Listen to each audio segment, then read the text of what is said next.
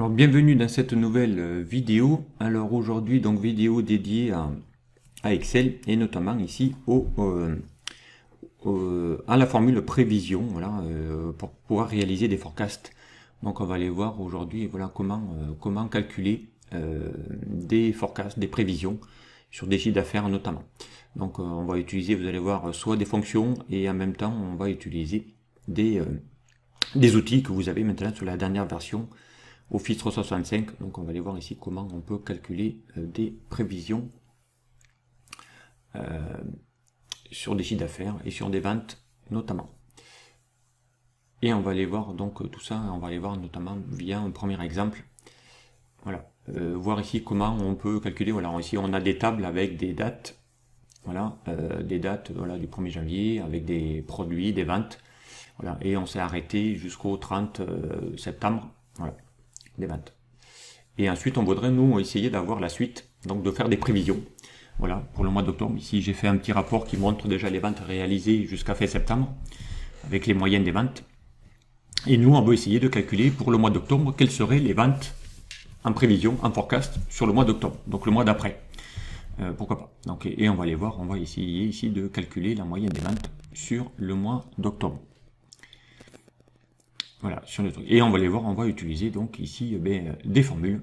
Et on va utiliser une formule prévision ETS que vous avez sur les prochaines versions. Voilà, donc ici on va chercher cette fonction prévision ETS. Voilà, il y a plein d'autres fonctions, hein. Il y a des fonctions linéaires, il y a des fonctions avec config. Voilà.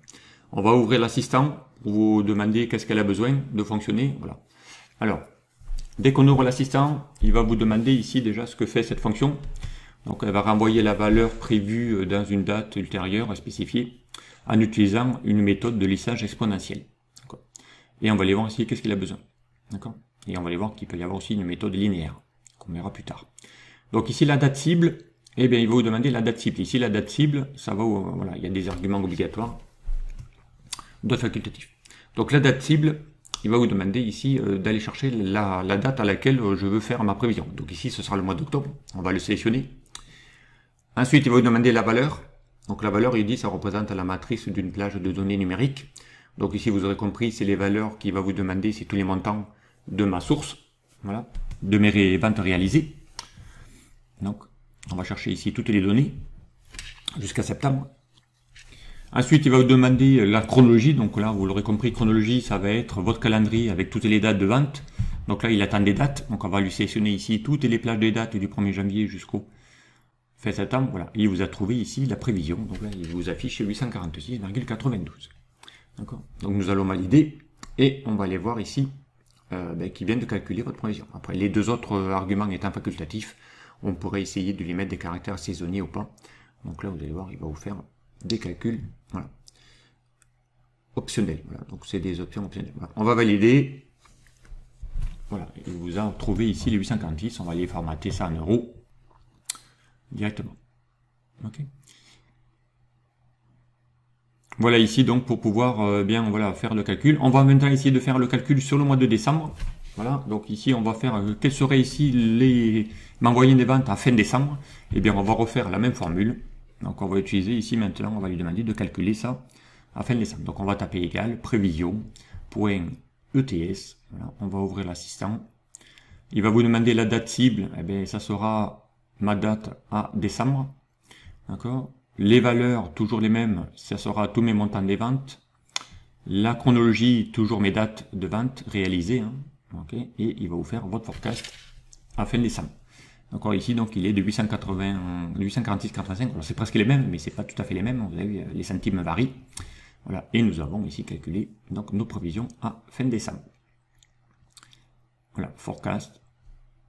À prendre, voilà. Et on aura pu ici après les rajouter dans le graphique, voilà, pour faire ici des graphiques avec mes ventes et mes prévisions notamment.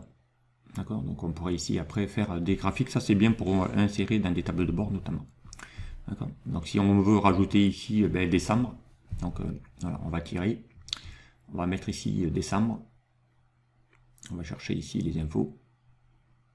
Alors on va mettre le mois de décembre. On va chercher la valeur qu'on vient de trouver, les prévisions, voilà, et on va intégrer ça dans notre graphique en lui rajoutant les données directement. Voilà, donc ici on a des prévisions voilà, linéaires. Bon, on aurait pu rajouter aussi décembre et calculer décembre si on le souhaite. Alors on va le faire, donc on va taper ici à novembre et on va lui faire la formule, donc égale, on va le calculer directement dans le tableau, égale prévision ETS. Voilà. Et on va chercher la date cible, on va chercher mes montants, deuxième argument, troisième argument, on va chercher la chronologie, mes dates réalisées, et je ferme la parenthèse et je valide, et là je vais avoir mes prévisions. Voilà. Ça va souvent se lisser aussi un petit peu, voilà, mais on va aller voir ici les données. Alors, on va remettre décembre, voilà, et ici on a bien nos prévisions. Voilà ici comment on peut calculer hein, vraiment avec des petites formules simples calculées. On va voir maintenant un autre exemple. Alors pour ceux qui ont des versions plus anciennes d'Excel, vous allez voir, on va pouvoir utiliser une fonction qui s'appelle prévision, voilà, qui va disparaître d'ici peu, voilà, qui est compatible encore avec les vieilles versions d'Excel 2013 et avant. Donc on va aller voir ici comment on peut calculer des prévisions en utilisant plusieurs formules. Voilà, vous avez la version linéaire, vous avez la version exponentielle qu'on vient de voir. Voilà, il y a plusieurs fonctions qui permettent de calculer des forecasts sur Excel. Donc on va faire ici un exemple. On va se mettre sur la feuille 1. Voilà, ici on veut calculer les prévisions de l'année 2021. Voilà, on veut essayer de se faire un forecast sur 2021. D'accord. Donc on va lisser, Donc ici on va rajouter les calendriers des dates jusqu'à décembre 2021. Voilà. Et ensuite on va lui demander ici de calculer les prévisions sur l'année. Donc on va déjà utiliser une fonction qui s'appelle prévision. Voilà. Que vous avez encore sur les vieilles versions d'Excel, si vous avez encore une version assez ancienne, vous allez voir qu'il va y avoir une petite astérix hein, avec qui vous dit que voilà, ce sont des fonctions qui sont compatibles encore avec les vieilles versions antérieures à 2013. Voilà. Donc il va vous demander ici de plusieurs arguments, vous allez voir, prévision, on va ouvrir, on va la chercher, on va ouvrir l'assistant. Alors là, vous allez voir, il va plus vous demander des dates cibles, des coordonnées, mais c'est comme si on représentait un graphique. Donc ici, il va vous demander le X. Le X, ce sont les dates de la valeur à prévoir, ici janvier. On va lui demander les Y. Les Y, ce sont les montants de la plage numérique. Donc ici, ce seront mes chiffres d'affaires. Voilà, on va sélectionner cette plage et on va la figer, parce que derrière, on va garder la même pour les autres calculs. Le X connu, ce sont nos dates qui correspond à la chronologie de tout à l'heure, donc nos dates connues, hein, il dit bien que ce sont nos dates réalisées, qu'on va figer également en faisant un F4, voilà, et on va valider, et vous allez voir, il va vous calculer automatiquement les prévisions à janvier. Voilà, donc on va se mettre ça au format monétaire, voilà. On va pouvoir maintenant tirer la poignée de recopie pour le faire pour les autres mois, et on a ici nos prévisions directement, voilà. Alors, ce calcul qu'on vient de faire, prévision, eh bien, on pourrait maintenant utiliser la fonction prévision linéaire que vous avez maintenant sur les versions récentes d'Excel. Alors, vous allez voir, elle va calculer le même montant. Prévision linéaire, on va l'ouvrir. Donc là, on n'est plus en exponentiel, mais en linéaire. Il va vous demander les mêmes infos que la fonction prévision. Donc là, il va chercher la date cible, là, les chiffres d'affaires réalisés, les connus.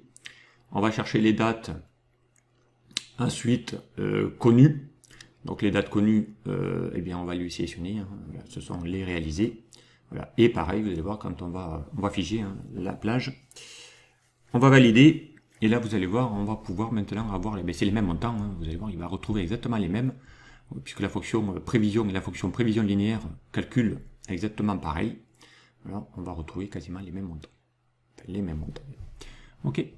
Et maintenant, donc, on pourrait maintenant, pour être un peu plus précis, donc, en Office 365, donc, est arrivé la prévision ETS, où là, on va faire non plus des forecasts prévisionnels, mais là, on va utiliser le lissage exponentiel, voilà, directement. Voilà, on va utiliser une méthode exponentielle. Et là, pareil, donc, on va retrouver ce qu'on avait tout à l'heure, donc, la date cible, on va retrouver les valeurs réalisées, connues, on va chercher les dates réalisées, connues, d'accord, la chronologie, ensuite. Voilà, on lui sélectionne, on va figer, voilà. On ne va pas besoin d'utiliser les autres options, on fait OK, et là vous allez voir les montants ne sont pas tout à fait pareils, voilà. Voilà. Donc ça va tenir compte effectivement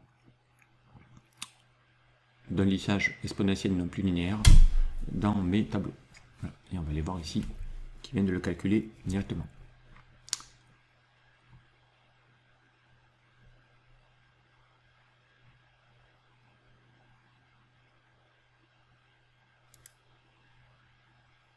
Ok. Voilà ici pour cette partie-là. Voilà, donc maintenant on va pouvoir faire un graphique avec. Hein, voilà, on lui sélectionne toutes les données. On va lui demander d'insérer un graphique de type courbe. Et là, vous allez voir, on va avoir le réalisé qui est en bleu. Et ensuite, on va aller voir les autres. Voilà, le prévisionnel avec les deux barres, le prévisionnel linéaire et le prévisionnel exponentiel. Voilà, on voit qu'il y a une petite variante. C'est pas énorme, mais on a effectivement, sachant on a aussi une tendance, on voit que ça monte sur 2021. Ok, sur la progression, elle est linéaire. Voilà. Et on peut également donc ici avoir la même chose. Vous voyez que ce graphique qu'on vient de calculer, eh bien on va pouvoir le faire exactement pareil en utilisant un outil que vous avez uniquement en Office 365. Voilà, je vais copier les données. Et là on va utiliser un outil qui permet exactement de calculer ce qu'on vient de faire avec des formules, mais en utilisant directement l'outil. Donc on va lui sélectionner les données, on va dans l'onglet données, donc on va aller chercher dans l'onglet données. On va chercher le groupe prévision, et là vous avez un bouton qui s'appelle feuille de prévision. Vous allez cliquer dessus, et vous allez voir, il va vous calculer automatiquement le graphique, vous faire le graphique, voilà, avec ici le réalisé en bleu, et encore une fois ici le prévisionnel, d'accord, forecast, hein, il vous dit prévision chiffre d'affaires, et après il vous fait un lissage avec une version haute, version basse aussi, d'accord, supérieur et inférieur, ils appellent ça. Et on va pouvoir aussi changer, voilà, au lieu d'avoir une courbe, on pourrait mettre aussi des histogrammes.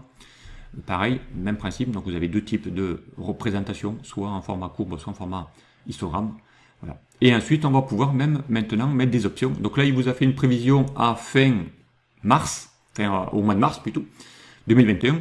Voilà, il vous a fait que les prévisions sur les 3 prochains mois. Eh bien moi, je voudrais lui dire de le faire sur les 6 prochains mois, par exemple, sur le semestre. Eh bien, on va lui mettre au 30 juin. Et là, vous allez voir, il va vous faire une prévision sur le long terme. On pourrait lui demander de le faire aussi au 31 décembre, si j'avais voulu.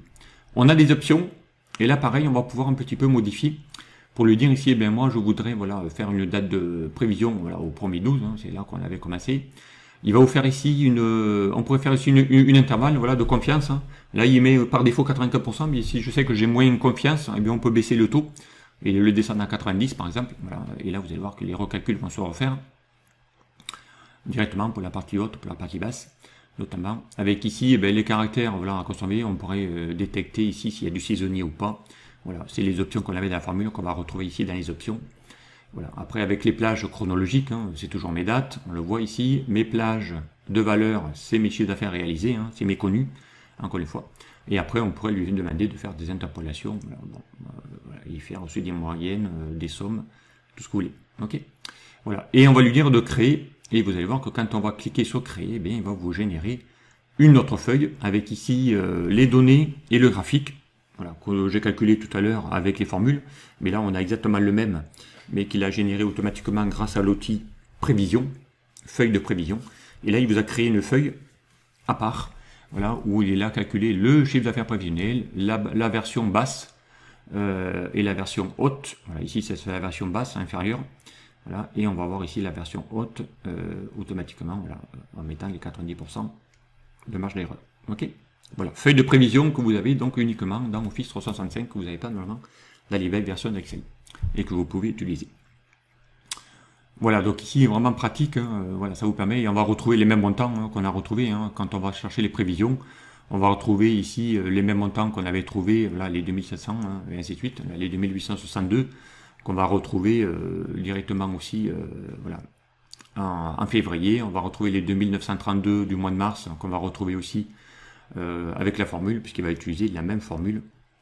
Voilà, prévision ETS, lorsqu'il va générer l'outil prévision, que vous avez dorénavant dans l'onglet données.